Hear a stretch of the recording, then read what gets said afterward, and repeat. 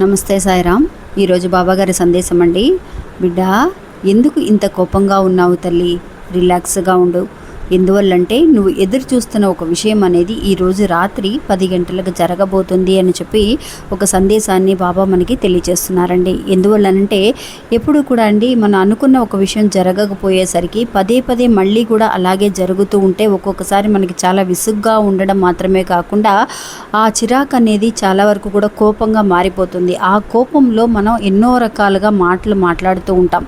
అలా ఆవేశపడకుండా ప్రశాంతంగా ఉండగలిగితే నిజంగా మన ఎదురుకు చూస్తున్న విషయం కూడా మనం అనుకున్న దానికంటే తొందరగా మన దగ్గరికి రావడానికి అవకాశం ఉంటుందండి. కోపంలో అన్న మాటల వల్ల కొంత కర్మఫలం అనేది మనకు జరగాల్సిన విషయం కూడా జరగకుండా వెనుకబడడానికి అవకాశం అనేది ఉంటుంది. ఎప్పుడైతే కనుక ప్రశాంతంగా ఉంటామో బాబా చూసుకుంటారులే అని చెప్పి మన బాబా పాదాల దగ్గర సమర్పిస్తామో ఖచ్చితంగా అండి మనం ఆ రోజు జరగదు, ఇంకా 2 రోజులు టైం పడుతుందన్న విషయం కూడా ముందుగానే మనకు జరగడానికి అవకాశం ఉంటుందండి. అలా జరిగిన ఒక విషయాన్ని ఈ వీడియోకి కింద అంటే లెఫ్ట్ హ్యాండ్ సైడ్లో ఒక ప్లే బటన్ ఉంటుందండి. అది క్లిక్ చేశారు అంటే ఆ వీడియో అందులో ఉందండి. ఆ లాంగ్ వీడియోని పూర్తిగా చూడండి, మీకే అర్థమవుతుంది బాబా చూపించే అద్భుతాలు అనేది ఎలా ఉంటాయి అనేది. నమస్తే సాయిరామ్.